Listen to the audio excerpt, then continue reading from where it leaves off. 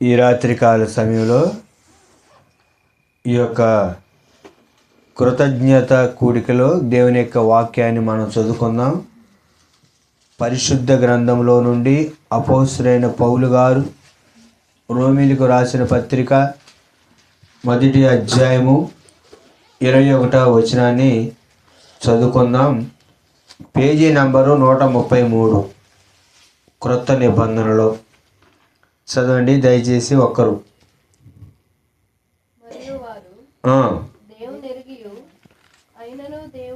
ఆయనను దేవునిగా మహిమపరచలేదు, కృతజ్ఞతాస్తులు చెల్లింపరు లేదు, కానీ తమ వాదములందు వదిలేదు. వారి అవివేక హృదయము అంధకారం అయ్యేను. చాలండి. ఈ రాత్రి చదవబడినటువంటి వాక్య భాగంలో నుండి మనం నేర్చుకోవాల్సినటువంటి విషయం ఏంటంటే, కృతజ్ఞత లేనివారు. ఎవరండి? కృతజ్ఞత లేనివారు. కృతజ్ఞత కలిగి ఉండవలసినటువంటి అవసరత ఈ రోజుల్లో ఎంతో ఉంది. ఎవరికి కృతజ్ఞత కలిగి ఉండాలి, కృతజ్ఞత లేని వారు ఏ విధంగా ఉంటారు అనేటువంటి విషయాన్ని పరిశుద్ధాత్మ దేవుడు అపోస్తలుడైనటువంటి పౌలు గారి ద్వారా రోమా సంఘానికి ఉత్తరం రాస్తూ తెలియజేశారు. క్రీస్తు శకం 56 సంవత్సరం నుండి 58వ సంవత్సరం మధ్యలో రోమా పత్రిక రాయబడింది. ఈ పత్రిక రాసేటటువంటి సమయానికి పౌలు గారు రోమా పట్టణానికి వెళ్ళలేదు. కొంతమంది ప్రభువుని అంగీకరించినటువంటి వారు ఈ రోమా ప్రాంతంలో ఉన్నారు. అపోస్తలుల కార్యాలు 2వ అధ్యాయంలో పెంతెకోస్తు పండుగ దినం రోజు అక్కడ యెరూషలేము వచ్చినటువంటి వారు ఆ ప్రాంతంలో దేవుని యొక్క వాక్యం పేతురు గారు ప్రకటించడం ద్వారా ఇంచుమించు సుమారుగా 16 దేశాల నుంచి వచ్చిన వారిలో రోమా వారు కూడా ఉన్నారు. ఆ విధంగా దేవుని యొక్క సువార్త ఈ యొక్క పట్టణానికి వెళ్ళింది. ఈ యొక్క పత్రిక రాస్తున్నటువంటి కాలంలో రోమా సామ్రాజ్యాన్ని పరిపాలిస్తున్నటువంటి వ్యక్తి ఎవరంటే నీరో చక్రవర్తి. ఈ యొక్క పత్రికలో ఫిబే అనేటటువంటి సంఘానికి సహాయం చేసే ఆమె కూడా ఉంది. ఈ రాత్రి మనం చదువుకున్నటువంటి వాక్య భాగంలోంచి నేర్చుకోవాల్సిన విషయం ఏంటంటే, కృతజ్ఞత లేనటువంటి వారు మరియు వారు దేవునిని ఎరిగి. ఎవరు కృతజ్ఞత లేనివారు? ఎవరండి? దేవుణ్ణి తెలిసిన వారు. ఎవరు? మీరు మాట్లాడాలి. దేవుని తెలిసినటువంటి వారు కృతజ్ఞత లేనివారు. అంటే దేవుని ఎరిగిన వారు అంటే అర్థం ఏంటంటే దేవుని తెలిసినటువంటి వారు. ఎలా తెలుసు దేవుడు? ఏ విధంగా దేవుడు తెలుసు? సృష్టించబడినటువంటి సృష్టి ద్వారా. అదేనంటారా? దేవుడు సృష్టించినటువంటి సృష్టి, ఆకాశం, భూమి, సూర్యుడు, చంద్రుడు, నక్షత్రాలు. అందుకని వాక్యం ఏమైనా రాయబడిందో తెలుసా? పగటికి పగలు బోధ చేస్తుంది, రాత్రికి రాత్రి బోధ చేస్తుందని వాక్యంలో రాయబడింది. సృష్టి ద్వారా దేవుణ్ణి గ్రహించినటువంటి వారు. రెండోది, మనస్సాక్షి ద్వారా దేవుణ్ణి తెలిసినటువంటి వారు. ఎవరు? మనస్సాక్షి. మనలో దేవుడు ఇచ్చినటువంటి మనస్సాక్షి ఉంటుంది. మనలో ఏముంటుందంటే మన యొక్క ఆలోచన ఉంటుంది, మన యొక్క ఆత్మ ఉంటుంది.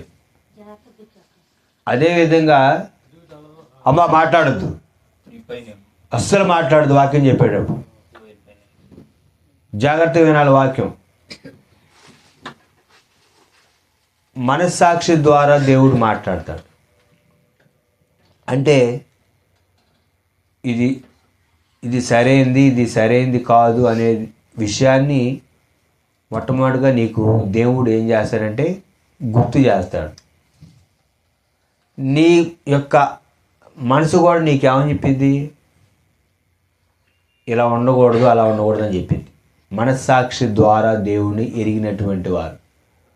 మూడోది వాక్యం ద్వారా ఎరిగినటువంటి వారు. దేని ద్వారా? వాక్యం. ఉదాహరణకి నేను ఉన్నానండి, ప్రభు అయినటువంటి యేసుక్రీస్తు వారు ఎవరో నాకు తెలియదు. కేవలం దేవుని కృపను బట్టి నేను రక్షించబడ్డా. అంతకు మించి నా గొప్పతనం ఏమీ లేదు.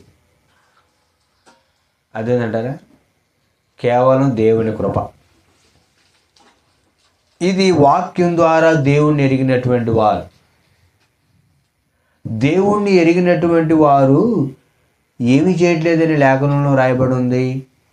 చదవనటువంటి లేఖనంలో ఏమని రాయబడి ఉంది? దేవుని యొక్క వాక్యంలో, వారు దేవునిని ఎరిగి ఆయనను దేవునిగా మహిమపరచలేదు. ఏంటంట? ఆయనను దేవునిగా మహిమపరచలేదంట. దేవుని తెలిసిన వాళ్ళు ఎలాగ మహిమపరచలా? దేవుణ్ణి తెలిసినటువంటి వారు దేవుని మహిమపరచలేదంట.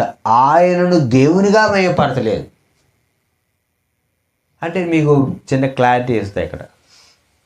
ఆయనను దేవునిగా మహిమపరచలేదు అంటే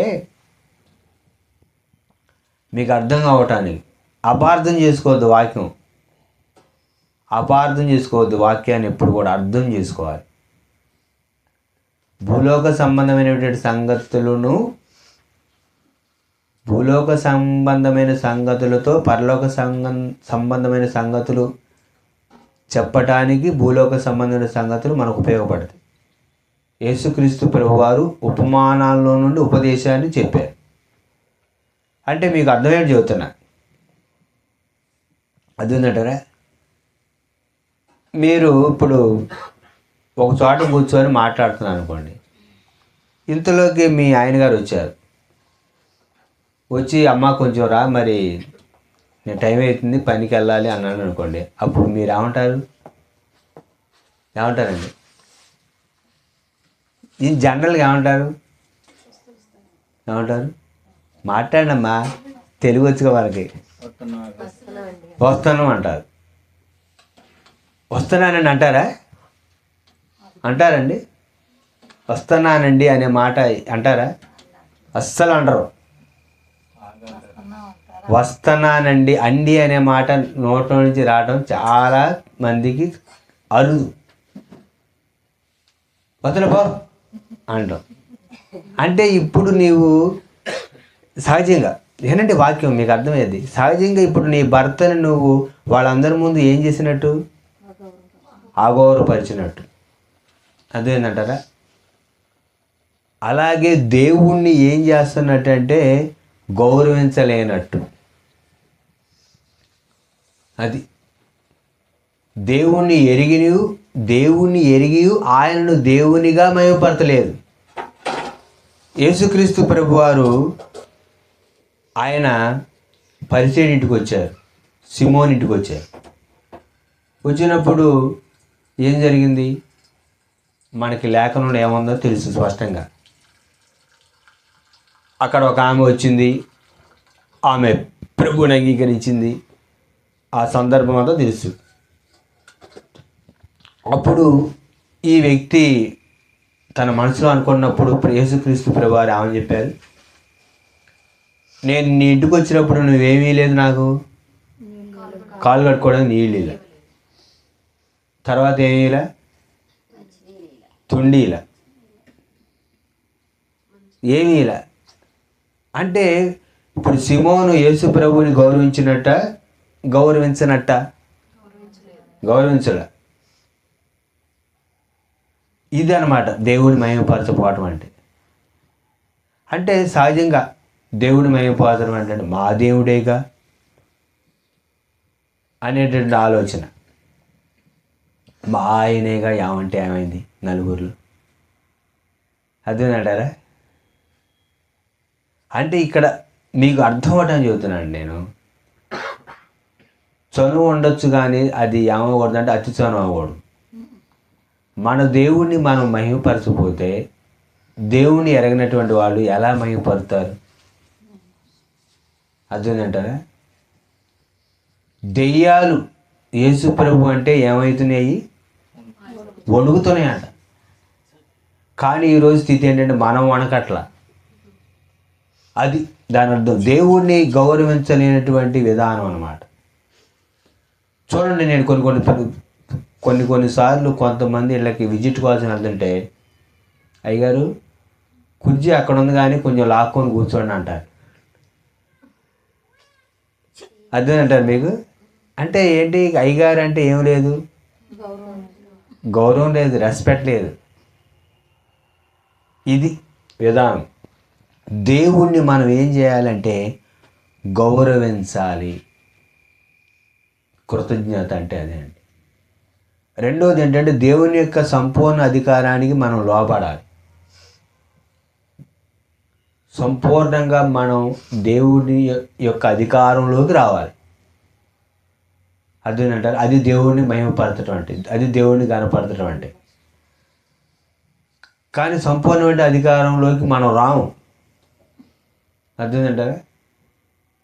సంపూర్ణమైన అధికారం, ఒక నోటి నుండి ఆశీర్వచనము, ఒక నోటి నుండి శాపవచనము బయలు వెళ్ళిన అలా జరుగునా నా సహోదరులారా? ఒక నోటి నుండి ఆశీర్వాదం, ఒక నోటి నుండి శాపవచనం. ఒక చలంలో నుండి మంచినీళ్ళు, ఒక చలంలో నుండి ఉప్పు నీళ్ళు ఊరతాయా? ఇప్పుడు వాళ్ళకి చలాలు తెలియదు. ఇప్పుడు ఈ తరం వాళ్ళకి చలాలు తెలియదు. అర్థమైందంటారా? సరే, మనకు అర్థమైనటువంటి భాషలో ఒక కొండలో నుంచి మంచినీళ్ళు, ఒక కొండలో నుంచి ఉప్పు నీళ్ళు వస్తాయా? లేదా ఒక స్టీల్ బిందులో నుంచి మంచినీళ్ళు, ఒక స్టీల్ బిందులో నుంచి ఉప్పు నీళ్ళు వస్తాయా? అలా జరిగిద్దా? జరగదా? జరగదు. కానీ ఒక నోటి నుండి దేవుణ్ణి స్తుతించడం, ఒక నోటి నుండి బూతులు వస్తాయా? రావా? కావండి. అదనమాట విషయం. అక్కడ దేవునికి సంపూర్ణ అధికారం అంటే అది. కొంతమంది ఏమంటారంటే వచ్చేతనే అండి నాకు. అదేంటంటారా? నాలుగును మనం ఏం చేయాలంటే సాధన చేయాలి. అది దేవుని యొక్క సంపూర్ణ అధికారానికి మనం అప్పగించుకోవడం అంటే. నీ శరీరాన్ని నువ్వు ఏం చేయాలి? నీ శరీరాన్ని సజీవ యాగంగా దేవుడికి నువ్వేం చేసుకోవాలి? అప్పగించుకోవాలి. అది దేవుని గౌరవించడం అంటే, కృతజ్ఞత కలిగి ఉండటం అంటే. దేవునికి మనం ఏమివ్వాలంటే స్థానం ఇవ్వాలండి. ఏమివ్వాలి? స్థానం. ప్రభువైన యేసుక్రీస్తు వారు జన్మించినప్పుడు ఈ లోకంలో ఆయనకి ఏం లేదండి. అలాగే ఆయనకి ఏం లేదు, చోటు లేదు, సత్రంలో స్థానం లేదు, పశువుల తొట్టిలో పరుండు పెట్టారు. ఒక ఆమె చనిపోయినప్పుడు యేసుక్రీస్తు ప్రభువారు వెళ్తే అక్కడ ఏం లేదు, అక్కడ స్థలం లేదు. ప్రభువారు ఏమన్నారు? స్థలం ఇవ్వండి అన్నారు. ఈ రాత్రి ఈ యొక్క కృతజ్ఞత కూడికలో నీ మనసులో యేసుక్రీస్తు ప్రభువారికి స్థానం ఇవ్వాలి. అదే దేవుడు నువ్వు గౌరవించడం అంటే. నీ మనసులో దేవుని యొక్క ఆత్మకి ఏమవ్వాలి? చోటు ఇవ్వాలి. ఆయన నీ అంతరంగంలో ఉండాలి. అది దేవుడు నువ్వు గౌరవించటం. అదే యేసుక్రీస్తు ప్రభువుని మహిమపరచటం. అదే నువ్వు దేవుడికి నీ జీవితంలో నువ్వు కృతజ్ఞత కలిగి జీవించడం. ఎందుకు దేవుడికి మనం కృతజ్ఞత కలిగి జీవించాలి? ఎందుకు దేవుడికి కృతజ్ఞత కలిగి జీవించాలి చెప్పండి. 2025 సంవత్సరం డిసెంబర్ నెలలో మనం ఉన్నాం. కొన్ని వారాల్లో ఈ 2025 సంవత్సరం గడిచిపోయి 2026 వచ్చింది. ఎందుకు దేవుడికి నేను కృతజ్ఞత కలిగి జీవించాలి? చెప్పండి, ఎందుకు జీవించాలంటే కృతజ్ఞత కలిగి సంవత్సరం అంతా దేవుడు నిన్ను కాచి కాపాడి ఆహారం ఇచ్చి ఆరోగ్యం ఇచ్చి అదేంటారు ఆయుష్ ఇచ్చి ఇవన్నీ దేవుడు ఇచ్చాడు. అందుని బట్టి కృతజ్ఞతలు చెల్లించాలి. అన్నిటికంటే ముఖ్యమైనది ఏంటో తెలుసా? నశించిపోతున్నటువంటి నిన్ను యేసుక్రీస్తు ప్రభువు రక్షించారు. ఎక్కడి నుండి అండి? నరకం నుండి, లోకంలో నుండి, పాపంలో నుండి, చివరిగా ఎక్కడి నుండి? నరకంలో నుండి. నరకం నుంచి నిన్ను యేసుక్రీస్తు ప్రభువారు ఏం చేశారు లేదా? రక్షించారు. అందుని బట్టి కృతజ్ఞతలు చెల్లించాలి. దేవుని యొక్క ఆశీర్వాదములో దేవునికి మనము స్థానం ఇవ్వాలి. చాలామంది ఏమంటారు తెలుసా? ఏం చేశానండి దేవుడు నాకు? సరైన ఇల్లు లేదండి నాకు అంటారంట. సరైన ఇల్లు లేదు, మాట్లాడుద్దామా? సరైన ఇల్లు లేదండి, సరైన పని లేదండి అని అంటూ ఉంటారు. ఏం చేశాడు దేవుడు నాకు అంటారండి. యేసుక్రీస్తు ప్రభువారు నీ పాపాల కొరకు శిలువలో రక్తం కార్చి ప్రాణం పెట్టి చనిపోయి తిరిగి లేచారు. అంతకంటే యేసుక్రీస్తు ప్రభువారు ఏం చేయాలి? అంతకంటే ఏం చేయాలండి? నరకాన్ని పోకుండా నేను రక్షించాడు. ఎంతకాలం నువ్వు దేవుడితో ఉంటావు? ఈ లోకయాత్ర ముగిసిన తర్వాత ఎంతకాలం ఉంటావు? యేసుక్రీస్తు ప్రభుత్వం ఎంతకాలం ఉంటామండి? యుగ యుగాలు అంట. ఎంతకాలం? అన్లిమిటెడ్. ఇప్పుడు అన్లిమిటెడ్ కాదా నెట్?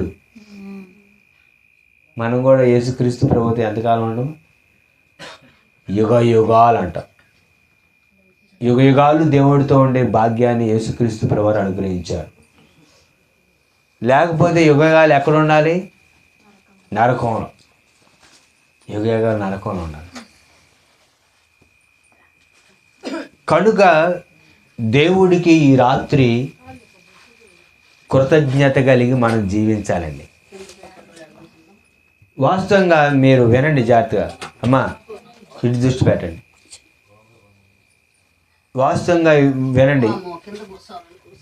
ఇప్పుడు ఉదాహరణకి మనకి ఎవరైనా మంచి కూర వేసి ఇచ్చారనుకోండి గిన్నె నిండా, అప్పుడు మనం ఏం చేస్తాం? తింటాం. మళ్ళీ ఏం చేస్తాం చేస్తే మనం ఏదైనా మంచి కూర తీసుకుంటే ఆ గిన్నె నిండా కూర వేసి పండేస్తాం. మరి తోటి వారికే మనం కృతజ్ఞత కలిగి ఉంటే మరి దేవుడికి మనం ఏ విధంగా కృతజ్ఞత కలిగి ఉండాలి? దావీదు జీవితంలో దావీదు దేవుడికి కృతజ్ఞత కలిగి ఉన్నాడండి. అదేంటంటారా? వినండి. మొట్టమొదటిగా నీవు ఎవరికి కృతజ్ఞత కలిగి ఉండాలి తెలుసా? దేవునికి. ఎవరికి? ఎందుకు దేవుడిని ఏం చేశారు చెప్పాలి. నరకం నుంచి యేసుక్రీస్తు ప్రభువు రక్షించారు కాబట్టి దేవుడికి నువ్వేం చేయాలి? 2, దైవజనుడికి కృతజ్ఞత కలిగి ఉండాలి. ఎందుకు దైవజనుడికి కృతజ్ఞత కలిగి ఉండాలా? నీ కొరకు ప్రార్థించి నీవు రక్షించబడ్డ కొరకు ఆయన సహాయంగా ఉన్నాడు కాబట్టి ఆ విధంగా నీవు దైవజనుడికి కృతజ్ఞత కలిగి ఉండాలి. కొంతమంది చూడండి, ఒక చోట బాప్తిసం తీసుకుంటారు, ఇంకో చోట చర్చికి వెళ్తారు. వెళ్ళరా? వెళ్తారు. అది అప్పుడు దైవజనుడికి కృతజ్ఞత కలిగి ఉన్నట్ట లేనట్టు. ఈ రోజుల్లో అటువంటి పరిస్థితి ఉంది. కొంతమంది దైవజనుడు వస్తూ ఉంటే ఈయన ఎవరో నాకు తెలియదు అన్నట్టు చూస్తుంటారు. నిజం అబద్ధమా? నిజం, వాస్తవం. మూడవది, సంఘానికి నువ్వు కృతజ్ఞత కలిగి ఉండాలండి. ఏ సంఘంలో అయితే నువ్వు మారుమూసి పొంది నీటి బాప్తిసం తీసుకొని రక్షించబడ్డావో ఆ సంఘంలోనే నువ్వు అంటుకట్టుబడి ఉండాలి. ఒకవేళ నీకు వాక్యం ఇంకా ఎక్కువ కావాలి, ఎక్కువ వినాలని ఆలోచన ఉందనుకోండి, అప్పుడు ఏం చేయాలి తెలుసా? ఇలాంటి దైవజనుల ద్వారా దేవుడి యొక్క వాక్యం నువ్వేం చేయాలి? వినండమ్మా. ఇలాంటి దైవజనులు వచ్చి వాక్యం చదువుతున్నప్పుడు నువ్వు ఆత్మీయంగా ఎదగాలి. చాలామంది అంటారు, నా అక్కడ వాక్యం సరిగ్గా చెప్పరండి, నేను ఆడికి వెళ్ళండి, ఇంకోసారికి వెళ్తానండి. అది కాదు, అది పద్ధతి కాదు, అది క్రమం కాదు. అది అర్థం అంటారా? క్రమం. ఒక దేవుని యొక్క ఆత్మీయ జీవితం, విశ్వాస జీవితంలో విధానంలో ఏముంటుందంటే, దేనికైనా ఏముంటుందంటే క్రమం ఉంటుంది. అందుకని యేసుక్రీస్తు ప్రభువారు ఏమన్నారు? అక్రమం చేయవారు. అక్రమం చేసేవాడికి కృతజ్ఞత ఉండదు, క్రమంగా ఉన్న వాళ్ళకి కృతజ్ఞత ఉంటుంది. కనుక మనం సంఘానికి కృతజ్ఞత కలిగి ఉండాలి. ఎందుకో తెలుసా? సంఘం అంటే సహవాసం. సంఘం అంటే ఏముంటుందండి?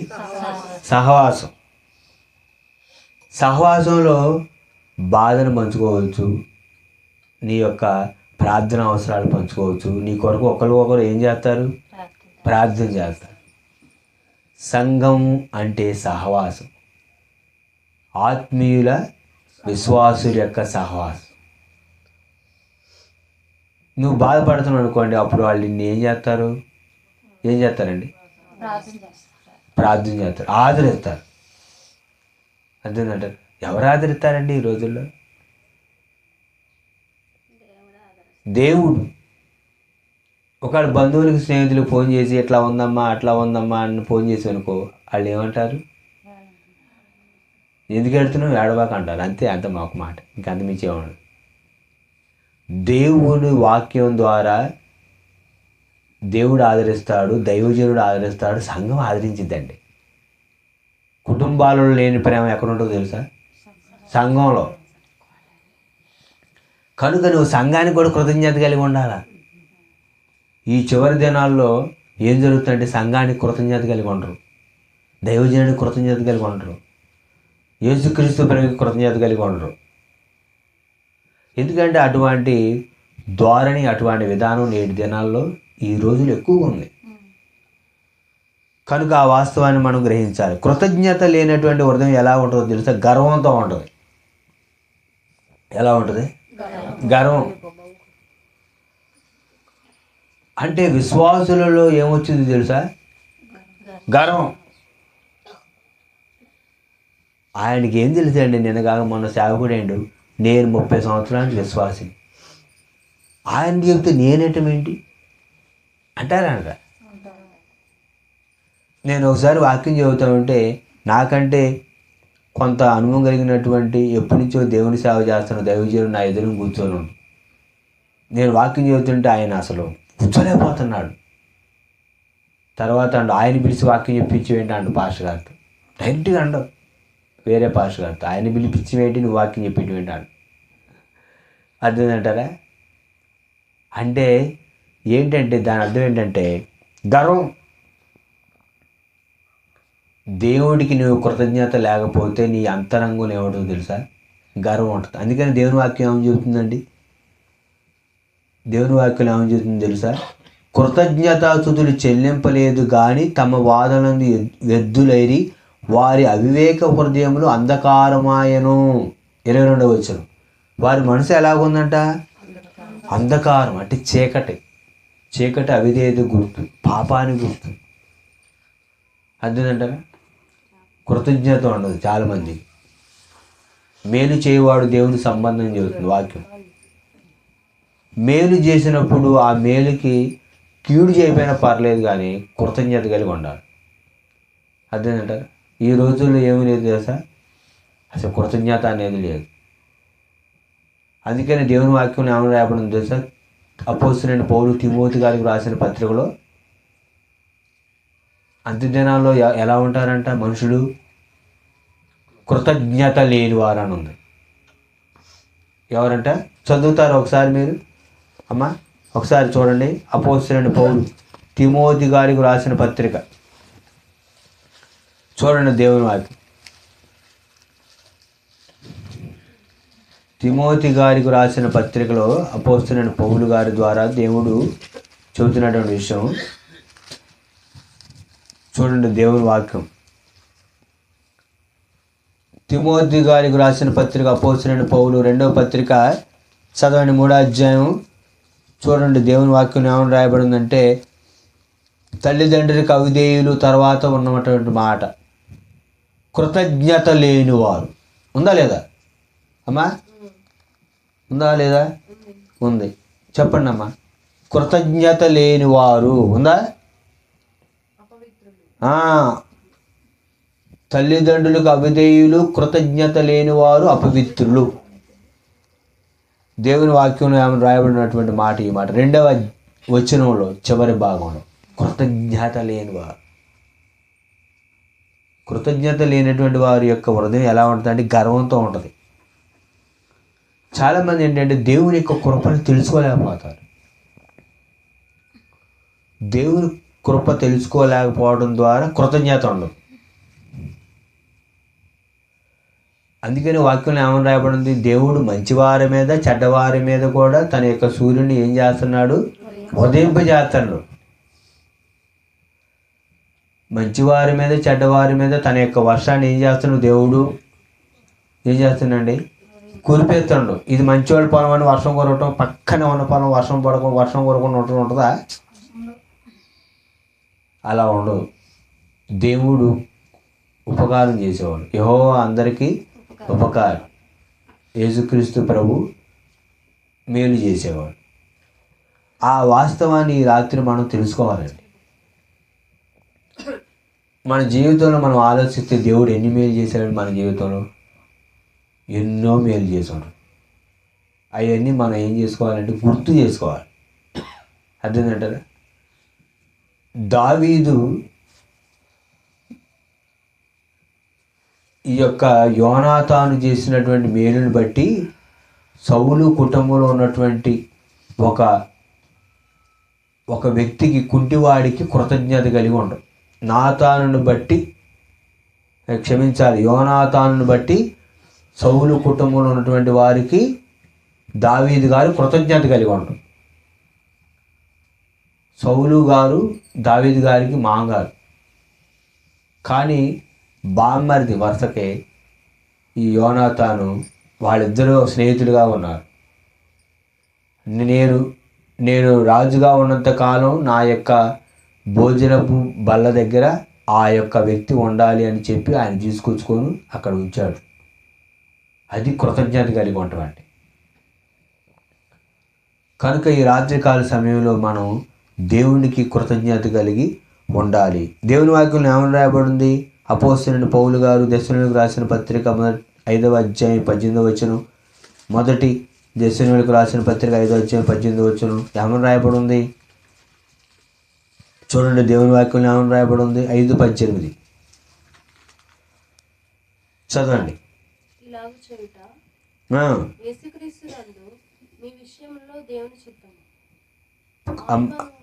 5:18 అమ్మా. ప్రతి విషయంలో కృతజ్ఞతలు చెల్లించుట మీ విషయంలో దేవుని చిత్తం. అర్థమైందంటారా? ఏం చేయాలి? దేని విషయంలో? ప్రతి విషయం అంట. దేని విషయం? ప్రతిదీ. ప్రభువా నువ్వు మంచిని ఇచ్చినందుకు నీకు స్తోత్రం అన్నాడు. ఇది చిన్న చిన్న విషయాలు కూడా ప్రతి విషయంలో. అందుకని దావీదు గారు ఏమంటారు తెలుసా? నా ప్రాణమా, నా అంతరంగ సమస్తమా ఆయన చేసిన ఉపకారంలో దేనిని అంట. దేనిని అంటే ఈ చిన్న కూడా వస్తేరా. మనం నా ప్రాణమా ఆయన చేసిన ఉపకారంలో దేనిని మరొక అని వాక్యం ఉంటే మన మనసు ఎలా అనిపించింది? అన్నీ మర్చిపోం అనిపించింది. అన్నీ మర్చిపోయి మళ్ళీ ఏమంటాం? ఏం చేశాడండి దేవుడు నాకు అంటవానండి. ఒక ఆమె తన కుమారుడికి పల్సర్ బండి కొనిచ్చింది. పల్సర్ బండి అది బాగా బరువు ఉంటుంది. ఈయన ఎలా ఉంటాడు? పిల్లవాడు బక్కగా ఉంటాడు. ఈ బక్కగా ఉన్నాడు పిల్లవాడు ఈ పల్సర్ బండి మీద అది స్పీడ్ తోలుతా ఉండి ఇంకా స్పీడ్ వెళ్తా ఉంది. స్పీడ్ వెళ్ళి ఒక దానికి గుద్దించి కింద పడ్డాడు. కింద పడిన తర్వాత బాగా గాయాలు ఈ హాస్పిటల్లో ఉంది.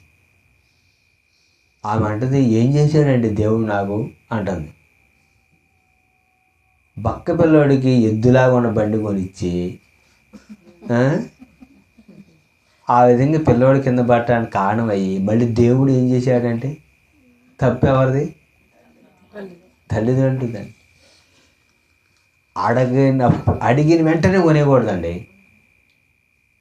అవసరమైతే నిదానంగా ఆలస్యంగా దాని విలువ తెలిసేటట్టు కొనియాలి. మనం ఏంటంటే అంటే ఎమోషన్, మనం అసలు ఎమోషన్ బాగుంటుంది వినండి. మనకి ఏ ఎమోషన్ ఉంటుందో తెలుసా? నేను కష్టపడినట్టు నా పిల్లలు కష్టపడకూడదు. అర్థమంటారా? నేను కష్టపడినట్టు మా పిల్లలు కష్టపడకూడదు, వాళ్ళకి ఏ లోటు లేకుండా చూసుకుంటా అని అంటాం మనం. అప్పుడే వచ్చింది ఇబ్బంది. నిజం. మనం కష్టపడ్డట్టు మన పిల్లలు కష్టపడకూడదు అనుకోవటం మంచిదే, కానీ కష్టం విలువ వాళ్ళకి తెలియాలి. కష్టం విలువ తెలిస్తేనే దాని విలువ ఉంటుంది అప్పుడు వాళ్ళకి. అప్పుడు కష్టం విలువ తెలిస్తేనే సుఖం విలువ కూడా తెలిసిద్ది. ఏ లోటు లేకుండా మనం పెంచాలనుకున్నప్పుడు గారాబం అనేది తెలిస్తే ఇబ్బంది అయింది. లోటు ఉందనుకోండి, దాని విలువ తెలిసిద్ది. కొన్నిసార్లు దేవుడు వెంటనే మన ప్రార్థనకి జవాబు ఇవ్వడు. ఎందుకో తెలుసా? దాని యొక్క విలువ ఏంటో మనకు తెలియాలండి. దాని విలువ నీకు తెలిసినప్పుడు, ఆ ప్రార్థనకు జవాబు వచ్చినప్పుడు, అప్పుడు నువ్వు హృదయపూర్వకంగా దేవుడికి ఏం చేస్తావు తెలుసా? అప్పుడు కృతజ్ఞతలు చెల్లిస్తావు. ఎందుకు తెలుసా? దేవుడు నీకు నేర్పిస్తాడు దాని విలువ తెలియాలి. వెంటనే దేవుడు ఇచ్చేసింది అనుకోండి, అసలు ఇంక మనకి దాని విలువ ఏం చేద్దండి? తెలీదు. కొంతమంది చూడండి, ఒకేసారి కొంతమంది ఆశీర్వదించబడి హెచ్చించబడినప్పుడు దాని విలువ తెలియక వాళ్ళు ఏమైపుతారో తెలుసా? గర్విస్తారు వాళ్ళు. అందుకని ఇస్సాకు ఎలాగ అభివృద్ధి చెందాడో తెలుసా? క్రమక్రమంగా. అప్పుడు దాని విలువ తెలిసింది. కనుక మనం దేవుడితో సంబంధం కలిగి ఉండాలి. కృతజ్ఞతలు చెల్లించడం అంటే అర్థం ఏంటి?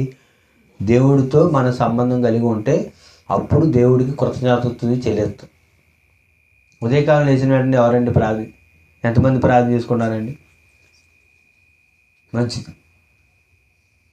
ముఖ్యంగా ఆడవారు ఏంటంటే ఉదయం లేవడంతో ప్రార్థన చేసుకోరు, కొబ్బరి జీపులు పట్టుకొని మొత్తం ముడుచుకుంటూ వస్తారు. అంతేగా? నిజమా అబద్ధమా? వాస్తవం అండి. ముందు పని అయిపోవాలి, తర్వాత ప్రార్థన చేయాలి. కానీ దేవుడు ఏం చెప్తున్నాడు? ముందు ప్రార్థన చేసుకోవాలి. అందుకని యేసుక్రీస్తు ప్రభువారు ఏమని చెప్పారు తెలుసా? పరలోక ప్రార్థనలో యేసుక్రీస్తు ప్రభువారు ఏమని చెప్పారు తెలుసా?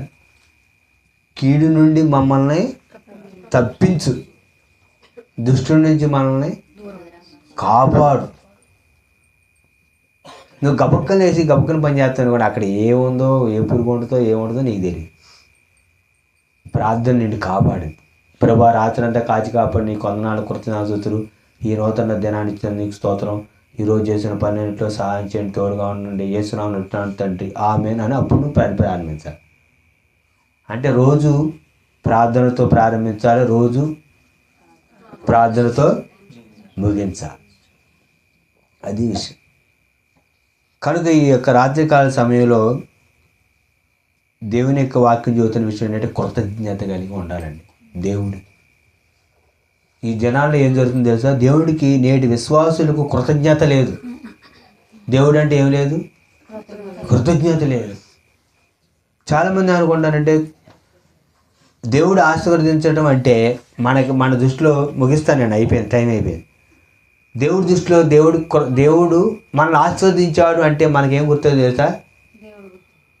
దేవుడు మనల్ని ఆశీర్వదించాడు అంటే మనకి గుర్తొచ్చే ఏంటో తెలుసా? మంచి ఇల్లు కట్టుకోవాలి. అదేంటారా? మంచిగా మనం ఎటైనా వెళ్తూ ఉండడానికి అన్నీ మనకు సమకూరాలి. ఇదే కనపడింది కళ్ళ ముందు, డబ్బు, ఇదే ఆశీర్వాదం అనిపించింది. కానీ మంచి ఆరోగ్యం ఉంది, మనం ఆహారం ఏంటంటే ప్రశాంతంగా అరుగుతుంది, హాస్పిటల్ పోకుండా డబ్బులు సేవ్ అవుతుంది. ఇదంతా ఏమనిపించదు మనకి? ఏమనిపించదు అండి? ఆరోగ్యం అనిపించదు. ఇదంతా ఆశీర్వాదం అనిపించదు. కూరగాయలు కొనుక్కొని వచ్చినట్టు క్యారీ బ్యాగులో ట్యాబ్లెట్లు కవర్ నిండా కొనుక్కొని వస్తే అప్పుడు ఏమనిపించింది? మంచిగా అనిపించింది. అంటే ఇది ఆశీర్వాదం అనిపించదు. నీ చేతుల కష్టార్జితాన్ని నువ్వు అనుభవిస్తాను అనుకోండి, అదే ఆశీర్వాదం అండి.